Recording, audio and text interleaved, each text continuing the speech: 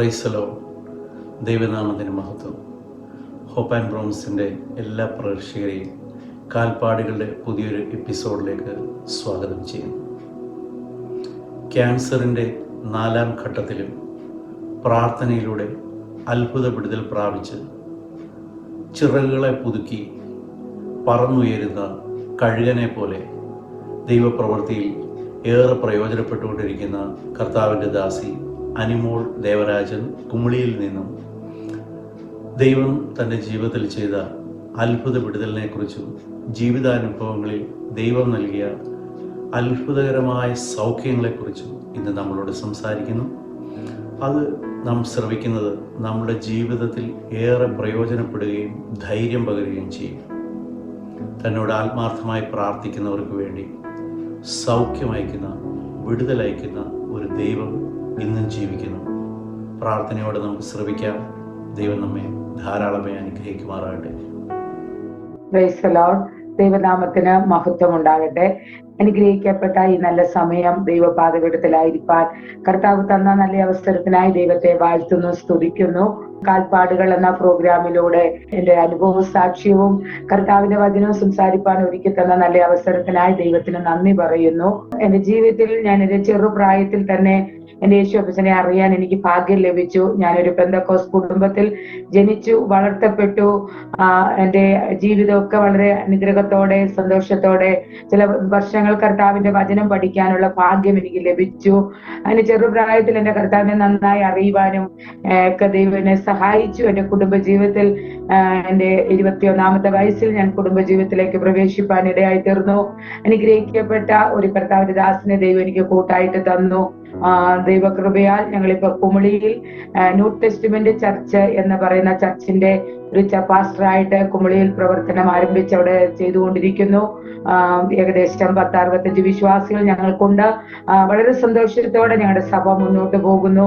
അതുപോലെ തന്നെ ദൈവം ഞങ്ങൾക്ക് ദാനമായി 3 മക്കളെ നൽകി തന്നു. എന്റെ മൂത്ത മോന്റെ പേര് റിനിമോൻ എന്നാണ്. കുടുംബമായി അവർ അബുദാബിയിൽ കർത്താവിന്റെ ജോലിയോടനുബന്ധിച്ച് കർത്താവിന്റെ വേലയിൽ അവർ പ്രയോജനപ്പെട്ടുകൊണ്ടിരിക്കുന്നു. മോനും മോളും ഒരു കുഞ്ഞുമുണ്ട്. അവർ സന്തോഷത്തോടെ അവിടെ ആയിരിക്കുന്നു. അടുത്തത് റിന്റുമോളാണ്. മോള് ഷാർജയിൽ ഇപ്പോൾ ചില മാസങ്ങളായിട്ട് 2 മാസമായി ജോലിയോടുള്ള ബന്ധത്തിൽ നേഴ്സായി ജോലി ചെയ്തുകൊണ്ടിരിക്കുന്നു. 3ാമത്തെ മോൻ റിജോ മോൻ, അവൻ BBA 2ാം വർഷം പഠിച്ചുകൊണ്ടിരിക്കുന്നു.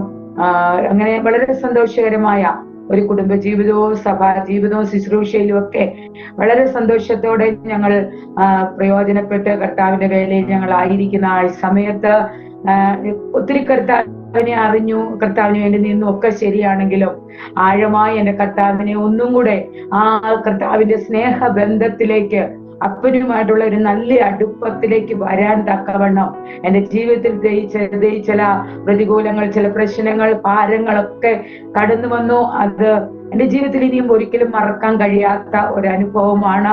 പെന്തക്കോസ് അനുഭവത്തിൽ ജനിച്ച് വളരുക എന്ന് പറയുന്നത്, മാതാപിതാക്കൾ കർത്താവിനെ അറിഞ്ഞു, കർത്താവിന്റെ സ്നേഹത്തിൽ അവർ വന്നു.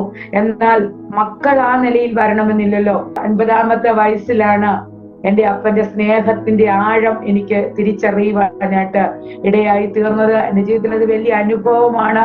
അതിനെങ്ങനെ എന്റെ കർത്താവിനെ നന്ദി പറഞ്ഞാലും മതി വരത്തില്ല. ചില പാട്ടിന്റെ ഈ രടികൾ ഞാനൊന്ന് പാടട്ടെ, കാരണം അതെന്റെ അനുഭവമായതുകൊണ്ടാ. ഹല്ലേലൂയ.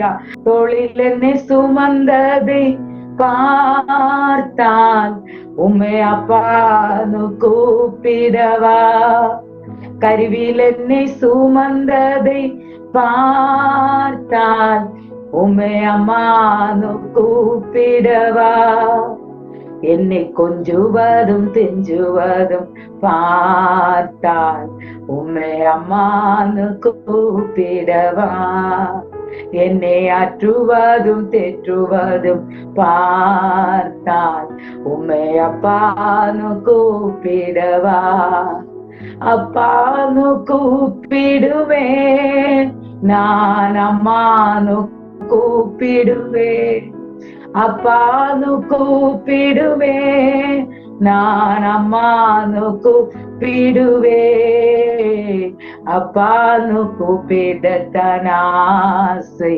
உம்மை அப்பானு கூப்பிடவா. அம்மான்னு கூப்பிடத்தான் ஆசை, ഉമ്മേ അമ്മാന്ന് കൂപ്പിടമാ.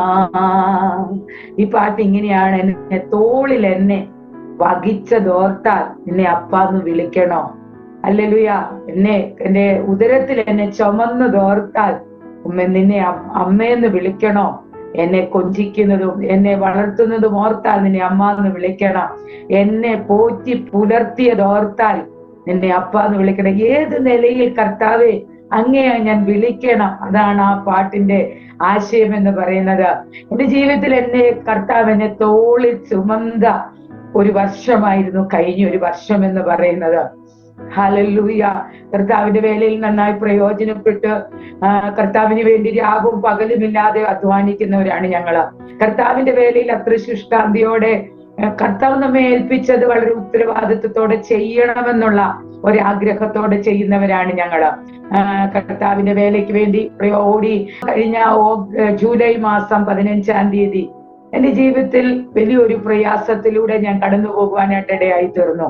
കണ്ണൂർ വെച്ച് ക്രിസ്ത്യൻ ലേഡീസ് ഫെലോഷിപ്പിന്റെ ഒരു ക്യാമ്പ് നടന്നു. ആ ക്യാമ്പിൽ വെച്ച് കർത്താവിന്റെ ദാസി ശ്രുതി, ഒരു ഡോക്ടറാണ്, ആ ദേവദാസി ഒരു ക്ലാസ് എടുക്കുവാനായിട്ട് ഇടയായി തീർന്നു.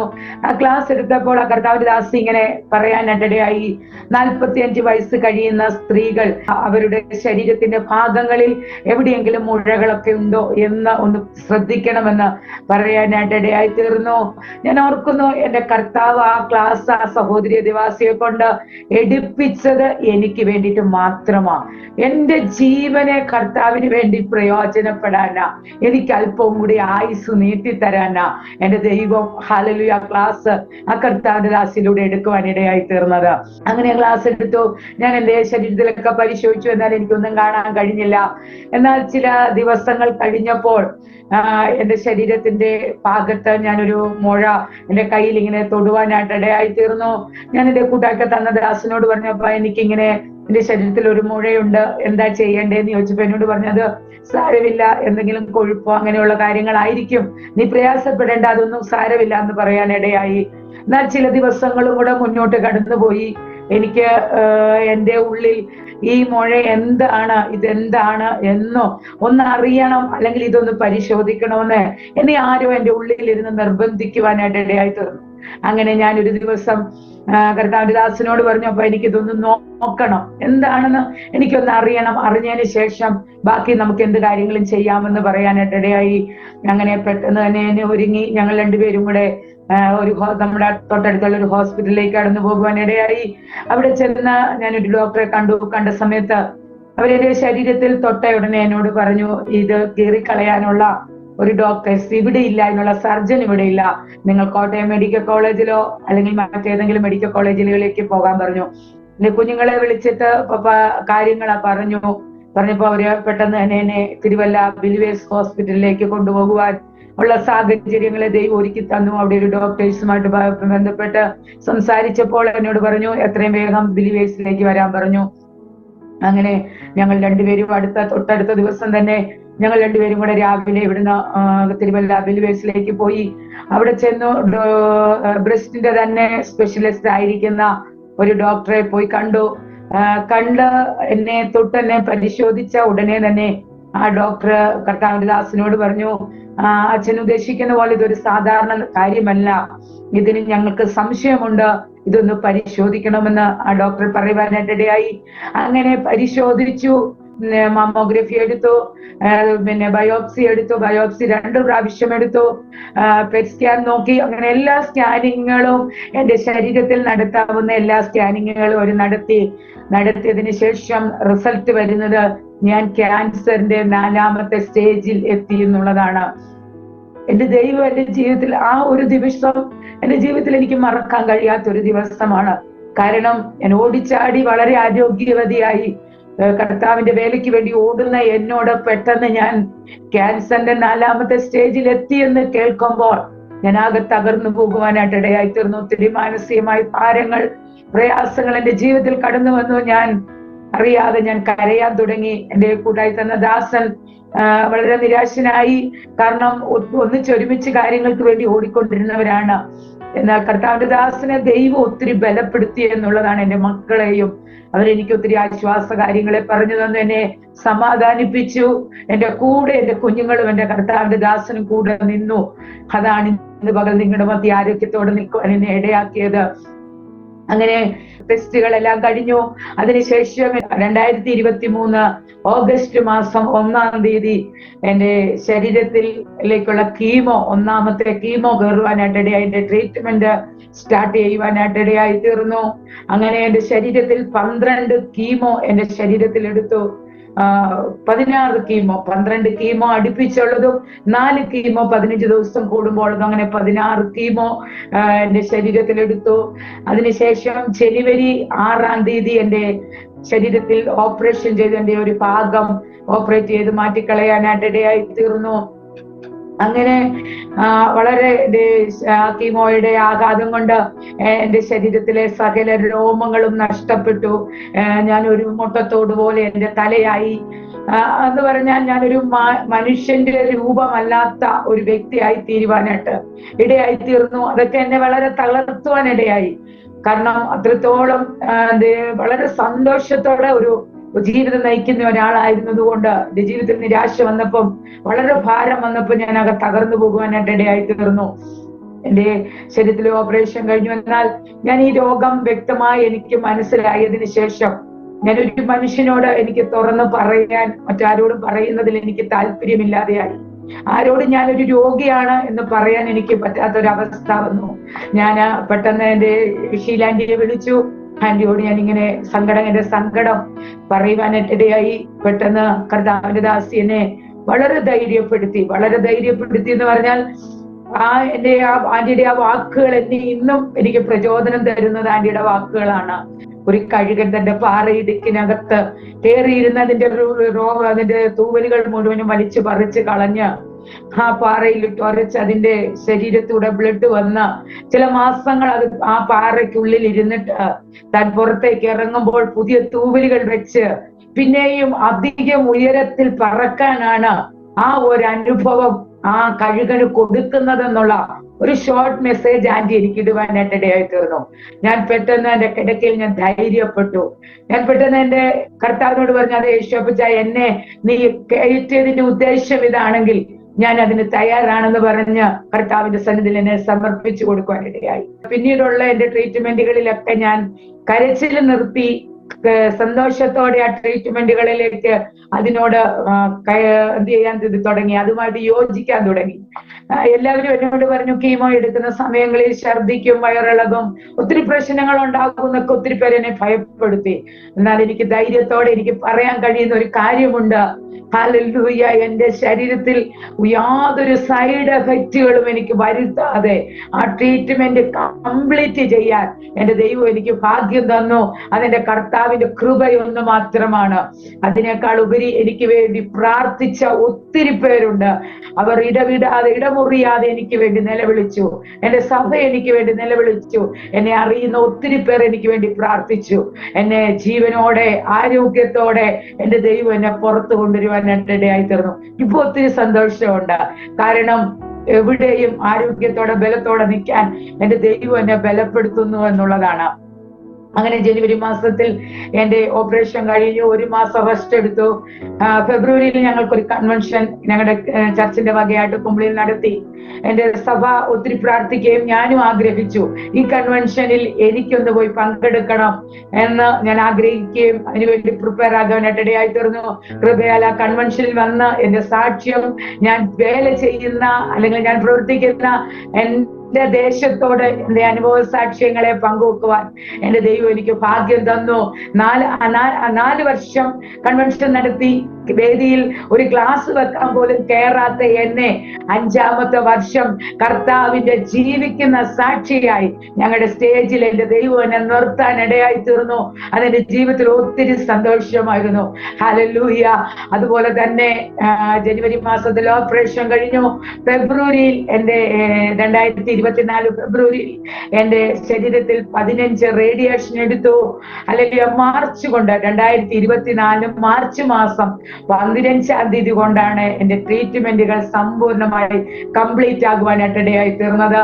എന്റെ ട്രീറ്റ്മെന്റ് കഴിഞ്ഞതിന് ശേഷം എന്നെ ഡോക്ടർമാർ പരിശോധിച്ചിട്ട് അവരെനിക്ക് തന്ന റിസൾട്ട് ഇതാണ്: എന്റെ ശരീരത്തിൽ ക്യാൻസറിന്റെ യാതൊരു അണുക്കളുമില്ല. ഹല്ലേലൂയ! എന്റെ ദൈവം ഇത്ര വലിയവനാ. എന്റെ ദൈവം ജീവിക്കുന്ന ദൈവമാ. ദൈവവചനം പറയുന്നു, അവന്റെ അടിപ്പിണരാലുള്ള സൗഖ്യം നമുക്ക് വന്നിരിക്കുന്നു. അത് നമ്മുടെ സകല രോഗങ്ങളെ സൗഖ്യമാക്കുന്നു. ആത്മീയ ഗോളത്തിൽ നിന്ന് പലർക്കും ഒരു ചിന്തയുണ്ട്, ജലദോഷത്തിനോ പനിക്കോ തലവേദനയ്ക്കോ ഒക്കെയായി എന്റെ കർത്താവിനെ കൊണ്ട് പ്രയോജനപ്പെടുന്നതെന്ന്. എന്നാൽ എനിക്ക് എന്റെ ജീവിതത്തിൽ, എന്റെ അനുഭവത്തിൽ നിന്ന് എനിക്ക് പറയാൻ പറ്റുന്ന ഒരു കാര്യമുണ്ട്: ക്യാൻസറിന്റെ 4ാമത്തെ സ്റ്റേജിൽ എത്തി നിൽക്കുന്നവരെയും സൗഖ്യമാക്കാൻ എന്റെ ദൈവത്തിന് കഴിയും. ഡോക്ടർമാരുടെ കഴിവോ മിടുക്കോ കീമോയുടെ ഫലമോ അല്ലെങ്കിൽ റേഡിയേഷന്റെ ഫലമോ ഓപ്പറേഷന്റെ ഫലമോ ഒന്നുമല്ല. എന്നെ ഒന്ന് കർത്താവിന് പുറത്തെടുക്കണം, എന്നെ കർത്താവിന് വേണ്ടി ഒന്ന് പ്രയോജനപ്പെടുത്തണം. അതിനുവേണ്ടി എന്റെ അപ്പൻ എന്റെ ശരീരത്തിൽ തന്ന ചെറിയൊരു അനുഭവമാണിത്. ഹല്ലേലൂയ! അതിലൂടെ എന്റെ യേശുവിനെ എനിക്ക് ആഴമായി അറിയാൻ, അപ്പന്റെ സ്നേഹം അറിയാൻ ഇന്നെന്റെ ഉള്ളിലുള്ള ചിന്ത ഇതാണ്: ഏതെങ്കിലും ഒരിടത്ത് ഒരു ക്യാൻസർ രോഗി ഉണ്ടെങ്കിൽ അവരുടെ അടുത്ത് ഓടിച്ചെന്ന് അവരോട് അല്ലെങ്കിൽ എന്റെ യേശു സൗഖ്യമാക്കുന്ന യഹോവ എന്നവരോടൊന്ന് പറയണം. അതാണ് എന്റെ ആഗ്രഹം. ദിവസങ്ങളിൽ അതിനുവേണ്ടി ഞാൻ പ്രാർത്ഥിച്ചുകൊണ്ടിരിക്കുക. എന്നാൽ ഇതിനിടയ്ക്ക് ഞങ്ങളുടെ ജീവിതത്തിൽ അതിനേക്കാൾ വലിയൊരു പ്രയാസം നേരിടുവാനായിട്ട് ഇടയായി തീർന്നു. ഡിസംബർ മാസം 12-ാം തീയതി കൊണ്ടാണ് എന്റെ കീമോ കംപ്ലീറ്റ് ആകുന്നത്. എന്നാൽ ഡിസംബർ മാസം 5-ാം തീയതി എന്റെ ഏറ്റവും ഇളയ മോൻ ഇവിടെ കുമളി ടൗണിൽ പോയിട്ട് തിരിച്ചു വരുന്ന വഴിയിൽ ഒരു ബൈക്കുമായി കൂട്ടിയിടിച്ച് ഒരു ബൈക്കും ഓട്ടോയും കൂടെ കൂട്ടിയിടിച്ച് മോൻ സഞ്ചരിച്ച ബൈക്ക് മറിഞ്ഞ് അവന്റെ തല പോയി ഒരു പോസ്റ്റിൽ അടിച്ചിട്ട് അവന്റെ തലയ്ക്കകത്ത് ബ്ലഡ് ഇങ്ങനെ ക്ലോട്ട് ആകാൻ തുടങ്ങി. വളരെ പ്രയാസത്തിലൂടെ ഞങ്ങൾ കടന്നുപോയി. ഏകദേശം ഒരു 12 മണിയായപ്പോൾ ഞങ്ങൾക്ക് മോൾക്ക് ഒരു ഫോൺ കോൾ വരികയാണ്: ഇങ്ങനെ മോനെ അടുത്ത ഹോസ്പിറ്റലിൽ ആക്കിയിരിക്കുന്നു ബൈക്ക് ആക്സിഡന്റിൽ നിന്ന്. എന്നാൽ നിങ്ങൾ കേൾക്കണം, ഒത്തിരി പ്രയാസം തോന്നിയ സമയത്ത് ഞങ്ങൾ ഓടി ഹോസ്പിറ്റലിലെത്തി. ഞങ്ങൾ രണ്ടുപേരും, പപ്പായും ഞാനും മോളും കൂടെ ഓടി ഹോസ്പിറ്റലിൽ എത്തുമ്പോൾ ആംബുലൻസ് റെഡി ആക്കിയിട്ടിരിക്കുകയാണ്. കാരണം ഇവിടെ അവർക്ക് പറ്റത്തില്ല, വേറെ എവിടെയെങ്കിലും കൊണ്ടുപോകണമെന്ന് പറഞ്ഞ് ആ രാത്രി 1 മണി രാത്രിയായപ്പോൾ എന്റെ മോള് ആംബുലൻസിൽ എന്റെ മോനെ കൊണ്ട് തിരുവല്ല ബിലിവേഴ്സിലേക്ക് പോകുവാനിടയായി. തൊട്ടുപുറകെ കർത്താവിന്റെ ദാസനും ഞാനും എന്റെ ബ്രദറും കൂടെ പോകുവാനായിട്ടിടയായി. ഞങ്ങൾ എങ്ങനെ വാഹനം ഓടിച്ചു പോയി എന്നൊന്നും ഞങ്ങൾക്ക് അറിയില്ല. കർത്താവ് ഞങ്ങളെ കൊണ്ടുപോയി, അത് മാത്രമേ അറിയത്തുള്ളൂ. മുൻപിൽ ആംബുലൻസ് അലാറം അടിച്ചു പോകുമ്പോൾ തൊട്ടുപുറകെ ഞങ്ങൾ പോയിക്കൊണ്ടിരിക്കുകയാ. എങ്ങനെ എന്റെ കർത്താവിനെ എങ്ങനെ സ്തുതിക്കണമെന്ന് എനിക്കറിയില്ല. അത്രയ്ക്കും ഞങ്ങൾ വളരെ തകർന്നു ക്ഷീണിച്ചു. തിരുവല്ല ബിലിവേഴ്സിൽ ICUയിൽ മോനെ അഡ്മിറ്റ് ആക്കി. ഞാൻ 10:30 മോനെ കയറി കണ്ടു. എന്നോട് സംസാരിക്കില്ല, കാരണം എന്റെ ഒരു ശബ്ദം കേട്ടാൽ പെട്ടെന്ന് അവൻ മുഖം ഉണരുന്ന കുഞ്ഞാണ്. എന്നാൽ ഞാൻ അവനെ, മോനെ മക്കളെ മമ്മി വന്നിട്ടുണ്ട് എന്ന് പറഞ്ഞ് അവനെ തട്ടി വിളിച്ചിട്ടും അവൻ അനക്കമൊന്നുമില്ല. പെട്ടെന്ന് 10:30 കഴിഞ്ഞു. ആ സമയം കഴിഞ്ഞ് ഞാൻ കരഞ്ഞുകൊണ്ട് ഞാൻ പുറത്തിറങ്ങി. വീണ്ടും 3:30 ആയപ്പോൾ ഒരാൾക്ക് കയറാമെന്ന് പറഞ്ഞു. അങ്ങനെ കർത്താവിന്റെ ദാസൻ 3:30 ആയപ്പോൾ മോനെ കാണാൻ അകത്ത് കയറി, ICUവിനകത്ത് കയറി. ആ സമയത്ത് കർത്താവിന്റെ ദാസൻ അവന്റെ അടുക്കിലേക്ക് ചെല്ലുന്ന സമയം കുഞ്ഞ് ഛർദിക്കുവാൻ തുടങ്ങി. കാരണം ICUവിനകത്ത് തലയ്ക്കകത്ത് പ്രയാസം വന്ന് കിടക്കുന്ന കുഞ്ഞ് ഛർദിക്കാൻ പാടില്ല എന്ന് ഡോക്ടർമാർ ഞങ്ങളോട് പറഞ്ഞു. എന്നാൽ ഈ കുഞ്ഞ് ഛർദിക്കുന്നത് കണ്ടിട്ട് വളരെ വേദനയോടെ ഞങ്ങൾ കർത്താവിന്റെ ദാസൻ പുറത്തിറങ്ങി വന്നിരുന്നു. വലിയ വായിൽ കരയാൻ തുടങ്ങി. ഞങ്ങൾ ആശുപത്രിയിൽ കരങ്ങൾ കോർത്ത് പിടിച്ച് കർത്താവിനോട് പറഞ്ഞു, അവനെ ഞങ്ങൾക്ക് വേണം, കർത്താവിന്റെ വേലയ്ക്ക് വേണ്ടി ഞങ്ങൾ കൊടുത്ത കുഞ്ഞാണ്, അവനെ ഞങ്ങൾക്ക് തിരിച്ചു തരണം എന്ന് എന്റെ യേശുപ്പച്ചനോട് പറഞ്ഞ് പ്രാർത്ഥിക്കുവാനായിട്ട് ഇടയായി. അന്ന് രാത്രി എന്റെ സഹോദരങ്ങൾ 9:30 മുതൽ 11 മണി വരെ എല്ലാ സഹോദരിമാരും മോന് വേണ്ടി പ്രാർത്ഥിച്ചു. കൃപയാൽ പിറ്റേ ദിവസം അവനെ ICUന്ന് പുറത്തിറക്കുവാൻ ദൈവം ഇടയാക്കി. ഞാൻ പറഞ്ഞത്, തീച്ചുള്ളിയുടെ അനുഭവങ്ങൾ നമ്മുടെ ജീവിതത്തിൽ കടന്നു വരുമ്പോൾ, പ്രതികൂലങ്ങൾ നമ്മുടെ അടികളിൽ കൂടെ കടന്നു വരുമ്പോൾ നമ്മൾ ഓർക്കും തകർന്നു പോകും, ക്ഷീണിച്ചു പോകും, മടുത്തു പോകും, ഇല്ലാതായി പോകുമെന്നൊക്കെ നമുക്ക് തോന്നും. എന്നാൽ ഹല്ലേലൂയ, ഞാൻ പറയാം, അവിടെ ഒന്നും നമ്മെ തകർത്ത് കളയുന്ന ഒരു കർത്താവല്ല നമ്മുടെ കർത്താവ്. നമ്മളെ ആയുസ്സോടെ ആരോഗ്യത്തോടെ ബലത്തോടെ നിർത്തുന്ന യേശുപ്പച്ചനെ നാം ആരാധിക്കുന്നത്. എന്റെ കർത്താവ് രോഗിക്ക് വൈദ്യന, ഏതവസ്ഥയിൽ നിന്നും വിടിവിപ്പാൻ എന്റെ ദൈവം ശക്തനാ. എന്നാൽ എന്റെ മോനോട് ഡോക്ടേഴ്സ് പറഞ്ഞു, ഇവന് ഓർമ്മശക്തി നഷ്ടപ്പെട്ടു പോകും, ഇവന് പലതും ചെയ്യാൻ കഴിയാതെ വരും എന്നൊക്കെ ഡോക്ടർമാർ അവനെ പുറത്തിറങ്ങിയപ്പോൾ പറഞ്ഞു. കൃപയാൽ ഞാൻ പറയട്ടെ, 2ാം വർഷം BBA വിത്ത് ഏവിയേഷൻ 2ാം വർഷം പഠിച്ചുകൊണ്ടിരിക്കുന്നു. ഒരു പ്രയാസങ്ങളില്ലാതെ അവന്റെ ഓർമ്മശക്തിയൊക്കെ ദൈവം അവന് മടക്കി കൊടുത്തു. ദൈവ ആരോഗ്യത്തോടെ ബലത്തോടെ അവന് കർത്താവിന് വേണ്ടി നിൽക്കുന്നു. ഞങ്ങളുടെ ജീവിതത്തിൽ ദൈവം എങ്ങനെയാ ഞങ്ങളെ നടത്തുന്ന വിധങ്ങളൊന്നും ഓർത്താൽ ഞങ്ങൾക്ക് എത്ര നന്ദി പറഞ്ഞാലും മതി വരത്തില്ല. ഞാൻ പറഞ്ഞല്ലോ, എന്റെ ട്രീറ്റ്മെന്റ് കഴിഞ്ഞിട്ട് 3 മാസം മാത്രമേ ആയിട്ടുള്ളൂ. മാർച്ച് മാസത്തിലാണ് എന്റെ ട്രീറ്റ്മെന്റ് കഴിഞ്ഞത്. എന്നോട് പലരും പറഞ്ഞു, ശരീരത്തിലേറ്റ കീമോയുടെയും ഓപ്പറേഷന്റെയും റേഡിയേഷന്റെ ഒക്കെ ഫലം കൊണ്ട് ശരീരത്തിന് ഒത്തിരി ക്ഷീണങ്ങളും പ്രയാസങ്ങളും ഒക്കെ ഉണ്ടാകും, ഒന്നിനും ഒന്ന് ആക്റ്റീവ് ആകാൻ കഴിയത്തില്ല എന്ന് പലരും എന്നോട് പറയുവാനിടയായി. എന്നാ ഞാൻ പറയാം, എന്റെ ദൈവം എന്നെ എല്ലാ കാര്യങ്ങളിലും എന്നെ ആക്റ്റീവായി ദൈവം നിർത്തുന്നു. ചില സമയങ്ങളിൽ അല്പം വെള്ളം ധാരാളം കുടിക്കും, അതെന്റെ ശരീരത്തിന്റെ ഹീറ്റ് കൊണ്ടാ, അല്ലാതെ യാതൊരു പ്രയാസങ്ങളും എന്റെ ശരീരത്തിലില്ല. കഴിഞ്ഞ ഈ ജൂലൈ മാസം 22-ാം തീയതി മുതൽ ഓഗസ്റ്റ് മാസം 11-ാം തീയതി വരെ ഞങ്ങളുടെ ചർച്ചിൽ വെച്ച് 21 ഡേയ്സ് ഫാസ്റ്റിംഗ് നടക്കുവാനിടയായി. ആ 21 ഡേയ്സ് ഫാസ്റ്റിങ്ങിലും രാവിലെയും വൈകിട്ടും വർഷിപ്പ് നടത്തി ജനത്തെ ആരാധനയിലേക്ക് നയിക്കുവാൻ ഒരു ദൈവകൃപ 1.5 മണിക്കൂറോളം നിന്ന് വർഷിപ്പ് നടത്തുവാൻ എന്റെ ദൈവം എനിക്ക് ആയുസ് തന്നു, ആരോഗ്യം തന്നു. എന്റെ ദൈവത്തിന് എങ്ങനെ നന്ദി പറഞ്ഞാലും മതി വരത്തില്ല. എന്റെ അപ്പൻ നടത്തുന്ന വിധങ്ങളെ ഓർത്താൽ, അവന്റെ കരുതലുകളെ ഓർത്താൽ, എന്റെ അപ്പച്ചന്റെ സ്നേഹം ഓർത്താൽ അവൻ എങ്ങനെ നന്ദി പറഞ്ഞാലും മതി വരത്തില്ല. കർത്താവിന്റെ വചനം റോമാലേഖനം 4-ാം അധ്യായം 17-ാം വാക്യം, മരിച്ചവരെ ജീവിപ്പിക്കുകയും ഉള്ളതിനെ പോലെ വിളിക്കുകയും ചെയ്യുന്നവനായി താൻ വിശ്വസിച്ച ദൈവത്തിന്റെ ദൃഷ്ടി അവൻ നമുക്കെല്ലാവർക്കും പിതാവാകേണ്ടതിന്. ഹല്ലേലൂയ. മരിച്ചവരെ ജീവിപ്പിക്കുന്ന ദൈവം, ഇല്ലാത്തതിനെ ഉള്ളതിനെ പോലെ വിളിച്ചു വരുത്തുന്ന ദൈവം. ലാസറിന്റെ കല്ലറയ്ക്കൽ എന്നെ യേശു ചെന്നു. ഹല്ലേലൂയ. ദീനമായി കിടക്കുമ്പോൾ അവന്റെ ശിഷ്യന്മാർ അവന്റെ അടുക്കൽ വന്ന് പറഞ്ഞു, ലാസറിനെ ദീനമായി കിടക്കുന്നുവെന്ന്. എന്നാൽ യേശു ഓടി അവിടെ വരാതെ അവിടെ പറയുന്ന ഒരു കാര്യമുണ്ട്, ഈ ദീനം മരണത്തിനായിട്ടല്ല, ദൈവത്തിന്റെ നാമം മഹത്വപ്പെടേണ്ടതിനായിട്ട്. അവിടെ ദൈവനാമം മഹത്വപ്പെടേണ്ടതിനായിട്ട് ലാസർ മരിക്കുവാനിടയായി. ലാസർ മരിച്ചു. 4 ദിവസമായി അവനെ അടക്കി നാറ്റം വെച്ചു തുടങ്ങി. ഹല്ലേലൂയ. ലാസറിന്റെ അരികിലേക്ക് യേശു വന്നു. മാർത്ത പറഞ്ഞു, അവൻ മരിച്ചു, നാറ്റം വെച്ചു, 4 ദിവസമായി. യേശു പറഞ്ഞു, നീ വിശ്വസിച്ചാൽ നിന്റെ സഹോദരൻ ഉയർക്കും. അവൾ പറഞ്ഞില്ല, പുനരുത്ഥാനത്തിൽ ഉയർക്കുമെന്നാണ്. എന്നാൽ ഞാൻ പറയാം, യഹൂദന്മാരും മാർത്തയും മറിയയും ഒക്കെ കണ്ടത് മരിച്ച് നാറ്റം വെച്ച് 4 ദിവസമായ ലാസറിനെയാണ്. എന്നാൽ യേശു കാണുന്നത്, ഹല്ലേലൂയ, മരിച്ചവനാണെങ്കിലും നാറ്റം വെച്ചവനാണെങ്കിലും 4 ദിവസമായെങ്കിലും, ഹല്ലേലൂയ, അവന്റെ ഉള്ളിൽ, ലാസറിന്റെ ഉള്ളിൽ തുടിക്കുന്ന ഒരു ജീവന്റെ തുടിപ്പ് യേശു കാണുവാനായിട്ട് ഇടയായി തീർന്നു. എന്റെ കർത്താവിനെ അറിയാം, അവൻ എത്ര നാറിയാലും എത്ര 4 ദിവസമായാലും എന്റെ കർത്താവ് അവനെ ഉയർപ്പിക്കാൻ കഴിയും. അങ്ങനെ ഉയർപ്പിച്ചെങ്കിൽ മാത്രമേ ദൈവത്തിന്റെ നാമം മഹത്വം എടുക്കത്തുള്ളൂ. അതുകൊണ്ടാണ് ഇവിടെ പൗലോസ് പറയാ, മരിച്ചവരെ ജീവിപ്പിക്കുന്ന ദൈവമാ. അതുപോലെ തന്നെ ഇല്ലാത്തതിനെ ഉള്ളതിനെ പോലെ വിളിച്ചു വരുത്തുന്നവനാ. നമ്മുടെ സാഹചര്യങ്ങളിൽ പലതും നമുക്ക് പ്രതികൂലമായി പ്രയാസമായി തോന്നുന്നുവെങ്കിലും അവിടെയൊക്കെ നമ്മെ ജീവിപ്പിക്കുന്ന ഒരു ദൈവമുണ്ട്. ഹല്ലേലൂയ. പ്രവൃത്തി പറയുന്ന പെരുവെള്ളത്തിൽ അഗ്നി നിന്നെ ദഹിപ്പിക്കത്തില്ല, നീ വെള്ളത്തിലൂടെ കടന്നുപോയാൽ അത് നിന്നെ മുക്കിക്കളയത്തില്ല. ഇല്ല ദൈവമക്കളെ, നമ്മുടെ ഒക്കെ ജീവിതത്തിൽ ഉണ്ട് തീയുടെ അനുഭവമുണ്ട്, വെള്ളത്തിന്റെ അനുഭവമുണ്ട്. എന്നാൽ ഇതിനകത്തൂടെയൊക്കെ നമ്മൾ കടന്നു പോകേണ്ട സാഹചര്യങ്ങൾ വരും. പക്ഷേ ഇതൊന്നും നമ്മെ തകർത്ത് കളയത്തില്ല. ഇതിനകത്തൂടെ നമ്മെ ജീവിപ്പിക്കുന്ന ഒരു കർത്താവുണ്ട്. ഇതിനകത്തൂടെ നമ്മെ എഴുന്നേൽപ്പിക്കുന്ന ഒരു ദൈവമുണ്ട്. ഇതിനകത്തൂടെ നമ്മെ ഉയർപ്പിക്കുന്ന ഒരു കർത്താവുണ്ട്. ഇന്ന് പകൽ എന്നെ കേൾക്കുന്ന, എന്റെ ഈ അനുഭവ സാക്ഷ്യം കേൾക്കുന്ന ദൈവമക്കളോട് എനിക്ക് പറയാനുള്ളത് ഒരു കാര്യമേ ഉള്ളൂ, നാം തകർന്നു പോകരുത്, ക്ഷീണിച്ചു പോകരുത്, മടുത്തു പോകരുത്.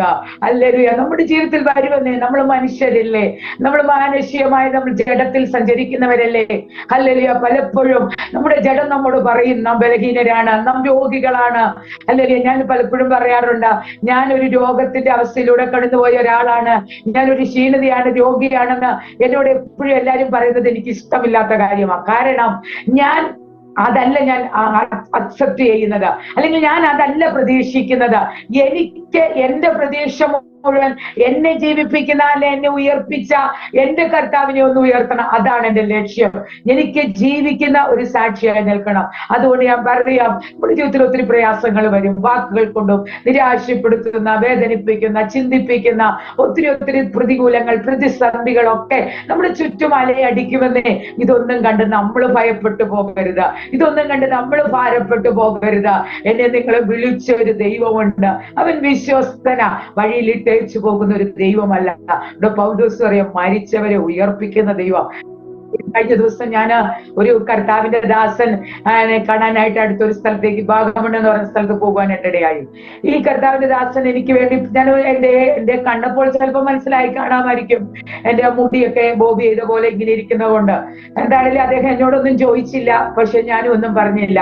അതിനുശേഷം ഞങ്ങൾ പോരാൻ പ്രാർത്ഥിക്കാൻ തുടങ്ങിയപ്പോൾ ആ കർത്താവിന്റെ ദാസൻ എന്നോട് പറഞ്ഞു, ദേവാസി, എന്നെ ഒരു വെളിപ്പാട് ഇങ്ങനെ കാണിക്കുന്നു. നിങ്ങളുടെ കുടുംബവുമായിട്ടൊരു ബന്ധപ്പെട്ട ഒരു വെളിപ്പാടാ കാണിക്കുന്നേ.